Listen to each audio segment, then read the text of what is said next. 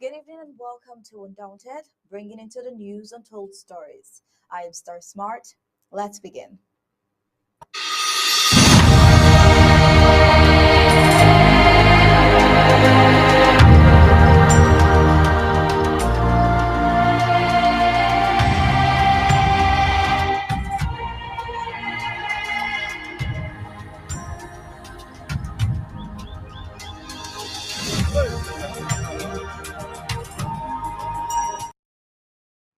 The Cameroon Peace Project is the true story of 89 young people who risked their lives and their freedom to find common ground in the midst of Cameroon's bloody Anglophone crisis, the teachers who stood by them, the parents who supported them, and the woman who made it her mission to help them find their voice in the din of war.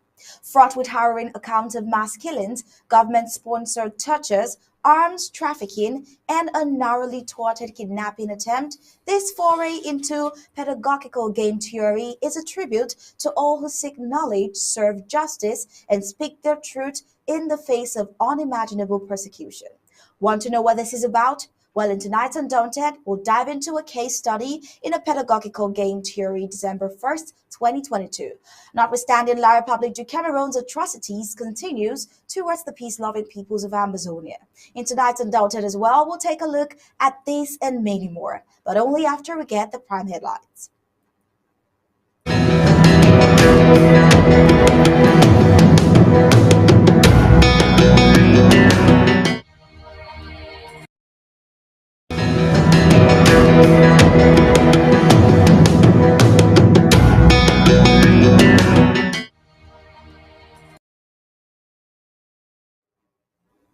All right, these are the prime headlines for today. Sadly, the IDP that was killed at the Yaoundé General Hospital with body parts stolen has been buried.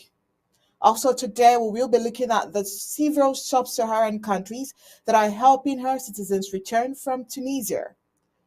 Today, very importantly, we are going to be looking at the Cameroon's Peace Project, a case study in the pedagogical game theory paper back. Also, IDPs terribly affected by the cash scarcity in Nigeria. Today, also in Nigeria, we're going to be looking at the 2023 presidential election, how it has failed to meet expectations of Nigerians. And in sports, Liverpool humiliates Manchester United with a stunning 7-0 Premier League derby win. And now let's get the news in detail.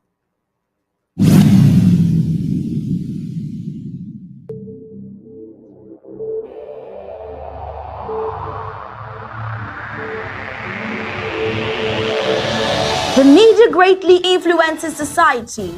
They inform people about what is happening.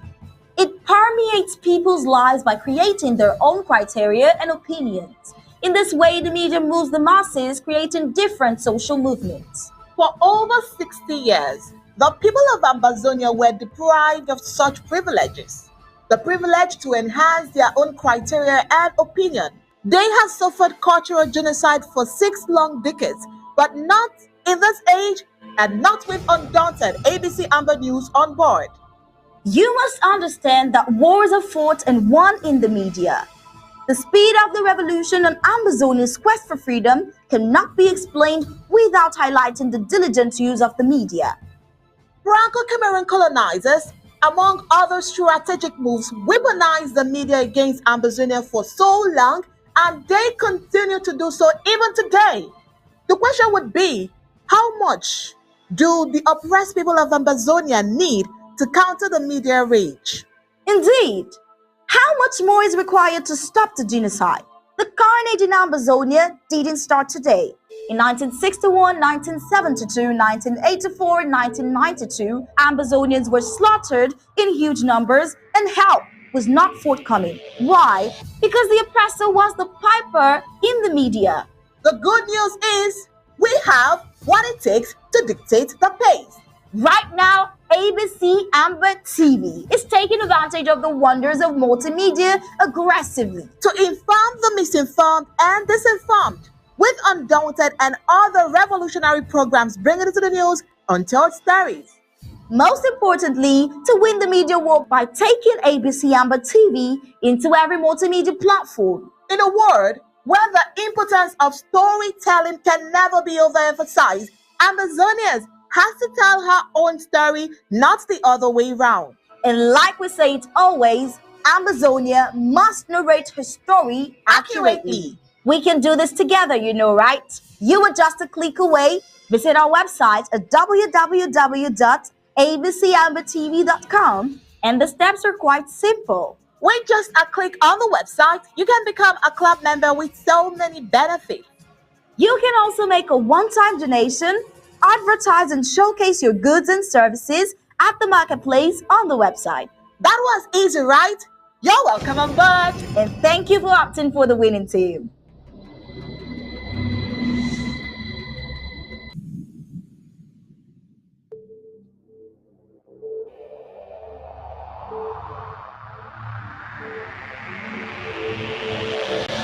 The media greatly influences society. They inform people about what is happening. It permeates people's lives by creating their own criteria and opinions. In this way, the media moves the masses, creating different social movements. For over 60 years, the people of Ambazonia were deprived of such privileges. The privilege to enhance their own criteria and opinion. They have suffered cultural genocide for 6 long decades, but not in this age and not with Undaunted ABC Amber News on board. You must understand that wars are fought and won in the media. The speed of the revolution on Ambazonia's quest for freedom cannot be explained without highlighting the diligent use of the media. Franco-Cameroon colonizers, among other strategic moves, weaponized the media against Ambazonia for so long, and they continue to do so even today. The question would be, how much do the oppressed people of Ambazonia need to counter the media rage? Indeed, how much more is required to stop the genocide? The carnage in Amazonia didn't start today.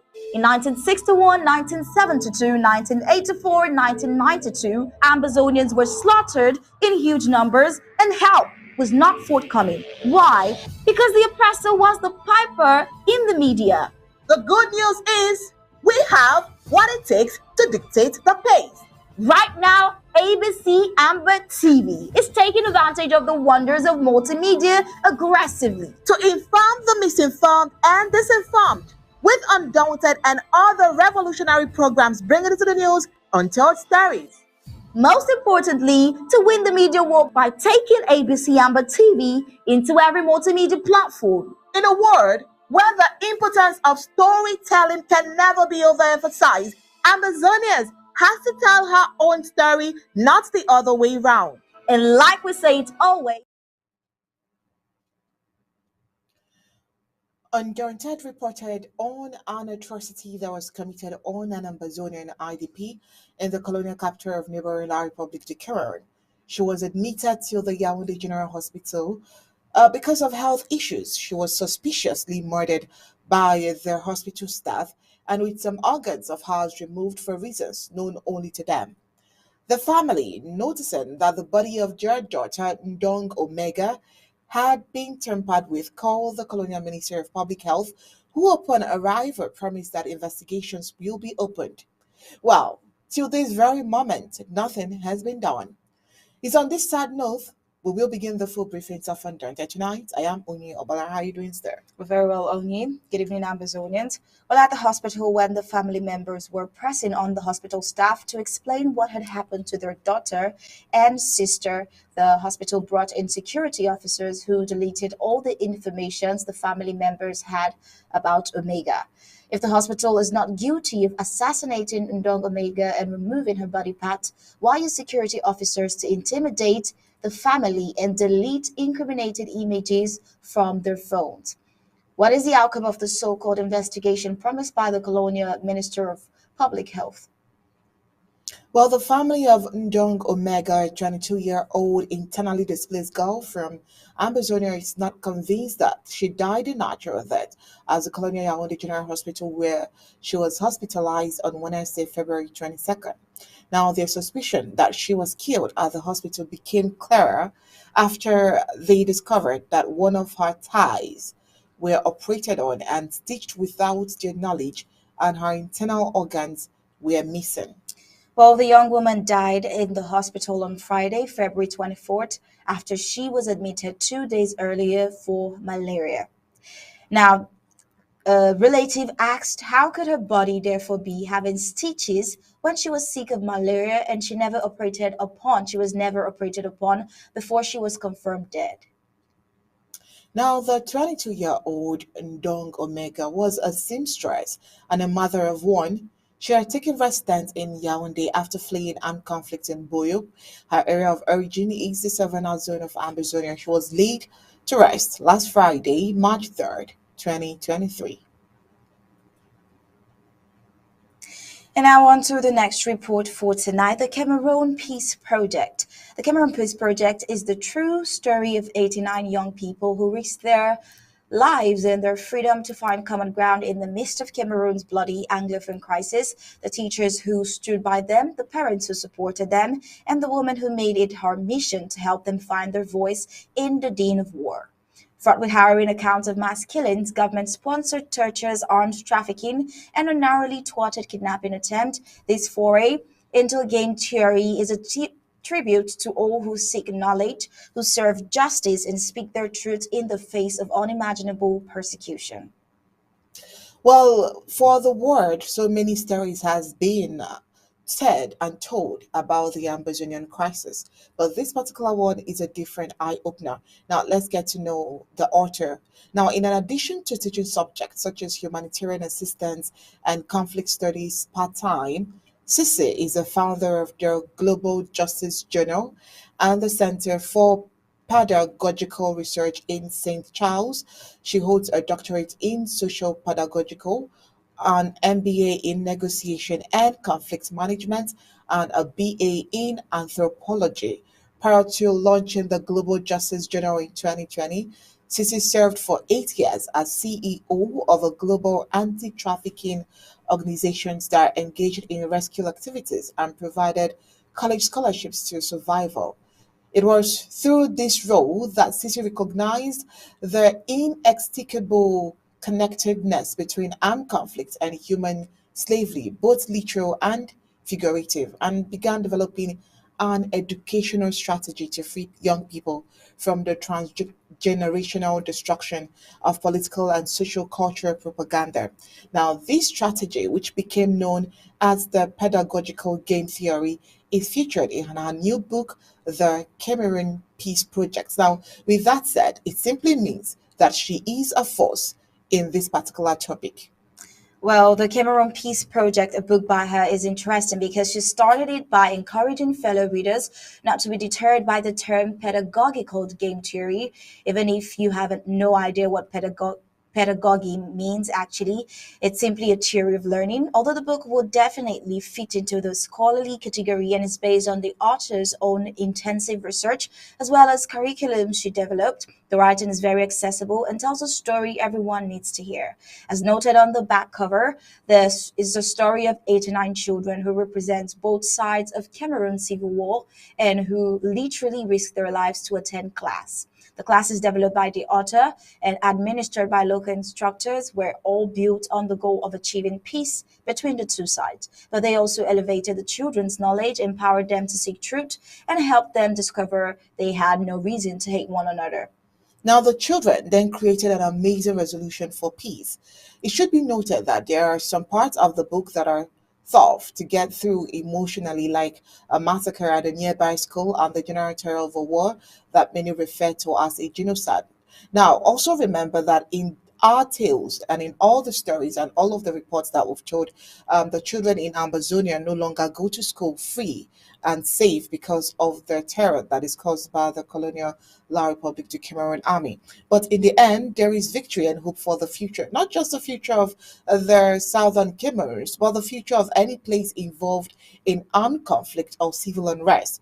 What to really look away from this book is that we are taught to hate. Now, it's not an innate emotion, and anything that can be learned can also be unlearned. So, it's an important lesson for everyone in these troubling times when politicians seems to be trying to divide the people rather than bring the people together. Now, a successful strategy combating hate. She talked about taking a group of young people from both sides of a conflict and a heaping tablespoon of truth and a dash of inquiry, stir well, and what you get is a historic resolution for peace. Well, the book shares the coveted recipe for turning propaganda and hate mongering on its ears, along with the government that stoke division amongst the peoples of Cameroon. And the pictures of the kids attending classes make you feel like you know them, and their learning journey keeps you cheering for them. It's a long read, occasionally weighted in, like she says, the pedagogical cherries, but well worth it.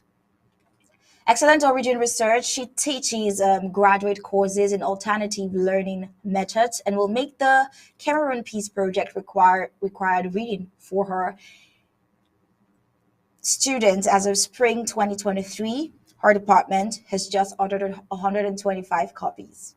Now, for some people, it could be a movie, but then it's a book written on real and actual fact.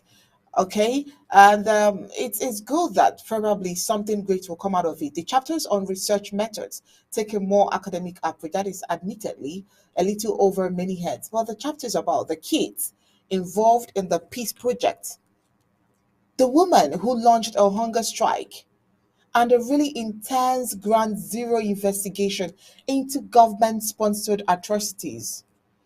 The drama, the dramas, the family separations, kids dying, kids separated from their parents. I mean, we can go on and on and on and on with all that the war has caused in Cameroon. And to everyone who is probably watching this for the first time, you can go as well as researching and finding more online and to see that the Southern Cameroons deserve her freedom. And now we move into West Africa. Well, the U.S. ambassador to Nigeria, Mary Beth Leonard, has admitted the presidential elections conducted on February 25th didn't meet the expectations of Nigerians. Leonard is an op-ed, the elections of in an op-ed, the elections of February 25th noted that many citizens are not happy with the result of the polls. She, however, acknowledged that others are celebrating victories they believe were hard fought and well earned. Well, Leonard has now called on the Independent National Electoral Commission (INEC) to promptly address the challenges ahead of the March 11th gubernatorial and House of Assembly elections. Now, according to her, she says the people of Nigeria demonstrated their dedication to democracy on February 25th, but there are many angry and frustrated Nigerians, as well as many who are celebrating victories they believe were hard fought and well aimed. Now, the statement read in part. Um, Bola Tinubu of the ruling All Progressive Congress APC was declared the winner, but Atiku Abubakar of the People's Democratic Party (PDP) and the Peter Obi of the Labour Party are heading to court. Now, Leonard added, in the coming days, it will be important for the future of this country that Nigerians not let their differences divide them and that they legally establish process for resolving challenges to the election be allowed to take its course. Meanwhile, a veteran Nigerian actor and spokesperson for the Labour Party Presidential Campaign Council, Kenneth Okonkwo, has revealed why going to court to challenge the presidential election results is an absolute waste of time. Reacting to this in a series of tweets on his Twitter handle on Tuesday, Okonkwo said any Nigerian who thinks he will get justice in a court against a Muslim ticket forcefully foisted on Nigerians in a country where the president, vice president, Senate President, Speaker of the House of Representatives, Deputy Speaker of the House of Representatives, National Chairman of the party, and the Chief Justice of Nigeria were Muslims, is ignorant of the machina treatment. Further saying this is a government that can't give poor Muslims like Bashir Machina justice, and some ignorant Christians believe they will receive justice from such a government. Really terrible there for Nigerians. Now, on the other hand, Afenifere leader Pa Ayo Adebanjo has claimed that there is no president-elect in Nigeria. He is insisting that the decision by the Independent National Electoral Commission (INEC) to declare the candidate of the All Progressive Congress (APC) Bola Ahmed Tinubu winner of the 2023 presidential election will not stand. Parde Banjo is one of the elder statesmen who publicly declared support for the presidential candidate of the Labour Party, Peter Obi, on the ground that the people of the Southeast should be allowed to have a shot at the presidency for equity and justice to reign supreme. The INEC declared Bola Tinubu winner of their February 25, 2023 presidential election amidst an alleged wide range of irregularities across the country, majorly due to the inability of the electoral empire to keep its purpose of deploying technology in the election. Well, while the Beavers failed in many states, some governors were said to have hijacked the elections and suppressed the will of the people, especially in Rivers State and Lagos State. Well, he further went on to say, I am only sorry for the youth, but I warned you before this government is a disaster. It's a disaster that God will help us get rid of. There is no president elect at all. It's just a sham that will be removed in due course. We're all living witnesses to it. Why would we follow the law provided for the election? He said. Well, we'll bring you more to this story as it keeps on unfolding. Meanwhile, as the scarcity of cash continues in Nigeria, experts have warned that the national economy will suffer the long-term negative effects if nothing is done to address the situation urgently. Following the redesign of the national currency and the withdrawal of the old currency notes, there has been scarcity of cash running in 2 months in Nigeria. The scarcity has forced many small businesses which depend on cash transactions to shut down, while citizens are faced with difficulty accessing cash for their daily expenses. While Director of the Center for the Promotion of Private Enterprise CPPE, Dr. Muda Yusuf, in an interview said the cash crunch is slowly downing economic activities and taking a heavy toll on small businesses. He said one had expected that the situation would improve after the presidential elections, but that has not happened. It has continued to slow down economic activities, and it is taking a very heavy toll on the small businesses, on those in the rural areas, and it is also taking a huge toll on the agricultural sector. Now, he said that these are very huge and strategic constituents of the economy because of their contributions to job creation, economic inclusion, and their contributions to economic diversification. So, in his words, he says it is a major issue, and we thought that the Central Bank of Nigeria would claim these things now would calm these things now that the presidential election has come and gone. Perhaps the CBN is still waiting for the governorship election because the main agenda, from what I can see, is that it is just to probably ensure that money is not used for the election. Now, apart from the cash scarcity in Nigeria being a major issue to its entire citizens, it has been reported recently to be worse on the part of internationally displaced persons, especially Ambazonians, and it is really sad. Now, here is a video of a man in the Nigerian First Bank explaining the critical situation for these IDPs.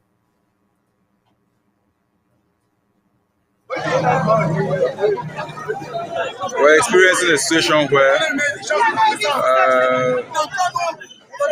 the manager just he slapped a prison officer, and the prison officer has to slap him back. It's important to indicate that this is the Egoli branch of First Bank, which serves the Adagon 1 refugee camp. The Adagon 1 refugee camp is the biggest, the oldest, and the main refugee camp. So if Nigerians are very much particularly affected by the monetary policy of the Central Bank of Nigeria, if Nigerians are very much affected, refugees are 10 times more affected, because this bank is the bank that has got partnership with UNHCR for refugees. And so refugees are observing that their ATM cards don't work. Their ATM cards have connection problems. So while other Nigerians are able to go about their transactions with other ATM cards from other banks, the refugees cannot do even the minimal transactions, because their ATM cards issued by this bank, the ATM cards issued by this bank don't work. And at a time like this one, where transactions are cashless, ATM account to ATM account, it is very important that ATM cards should be able to work. It's very important that there should be connection. But for this bank, their ATM cards don't work because their cards don't read. There is no connection with their cards. And so this is something that the UNHCR has to pay attention, because the refugees who are already vulnerable are more affected by this blow of cashlessness of the Nigerian economy at this point. That's the manager. You see, that's the manager. He's dragging him with some uniform officers there. So it is very, very serious.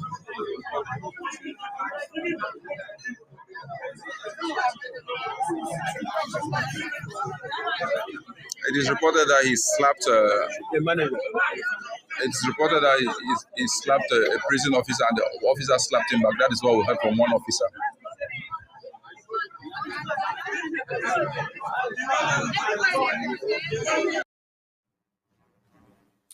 Really sad there. Now, moving on to other reports. Several sub-Saharan countries, including Ivory Coast, Mali, Guinea, and Gabon, are helping their citizens return from Tunisia following controversial remarks from the country's president last month concerning illegal immigration into the North African country.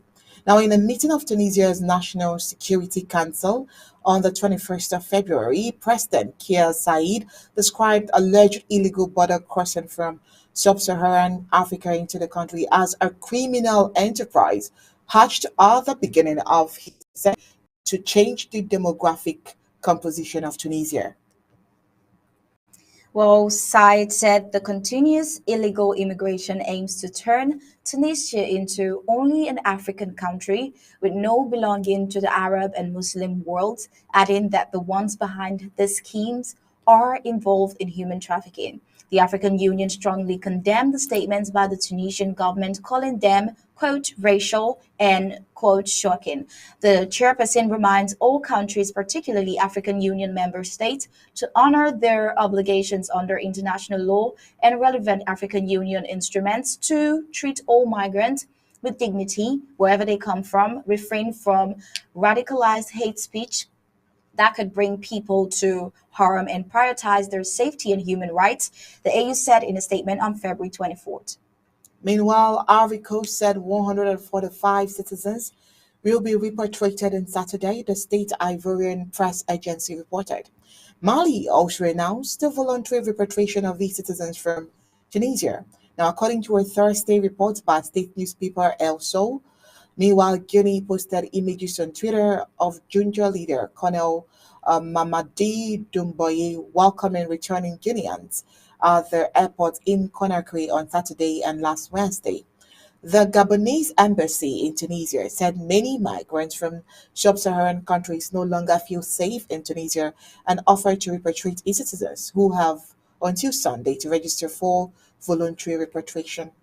In another speech on February 23rd, Said maintained there is no racial discrimination in Tunisia and said, quote, our African brothers residing in Tunisia legally are welcomed in the country. Tunisian authorities arrested 58 African migrants on Friday after they allegedly crossed the border and resided illegally in the country, state news agency TAP reported on Saturday.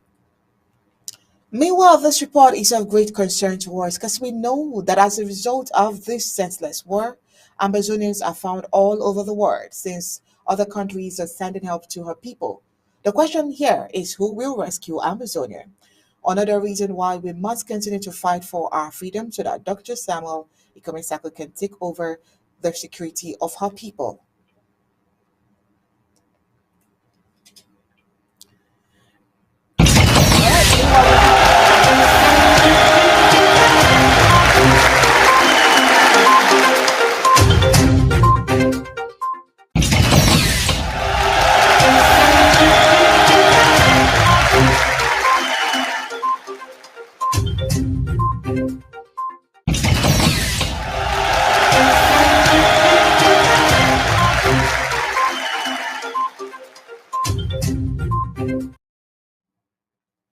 Right, meanwhile, before we get to sports, there is an important announcement here. Tomorrow's State of the Liberation Movement with Secretary Dr. Martin Mungwa will be with Secretary Dr. Elad Kizito. Now, of course, the time is 9 p.m. Amber time, and the focus will be everything you need to know about diplomacy, vice versa, the Amazonian War of Independence. Of course, that involves involvement with the HD, the Cho Ayaba, and the Akwanga ploy, and the way forward. I'm sure that you wouldn't want to miss the State of the Liberation Movement with now Dr. Elad Kizito tomorrow. All right, and now sports. This season has been one of the trials and tribulation for Liverpool, and it has bilingual fans, but there may be still be light at the end of the tunnel as Jurgen Klopp's men put in a truly scintillating performance to tear Manchester United apart at Anfield. Braces from Cody Gakpo, Gawan News, and Mo Salah, plus Roberto Firmino's late goal, secured an utterly dominant 7-0 win in the Premier League grudge match, marking the biggest win in the history of this storied fixture. It was a sobering afternoon for Eric Ten Hag's side, which had been on a brilliant run of form since the season resumed following the World Cup, and at one stage even looked as though it may begin to put pressure on Manchester City and Arsenal at the top of the table. Well, in tennis, Novak Djokovic withdraws from Indian Wells because of the vaccination status. World number one Novak Djokovic has withdrawn from this week's Indian Wells Masters event with the Serb unable to enter the United States. The 22nd time Grand Slam winner 35 had applied for special permission to enter the United States because he is not vaccinated against COVID 19. The U.S. requires international visitors to be vaccinated, and proof will be required until at least 10th April. Djokovic missed last year's U.S. Open because of his vaccination status. World number one Novak Djokovic has withdrawn from the 2023 BNP Paribas Open. With his withdrawal, Nicolas Basilashvili moves into the field. Organizers said in a statement, Indian Wells, one of the most prestigious tournaments on the tennis calendar outside of the Grand Slam, starts on 6th March.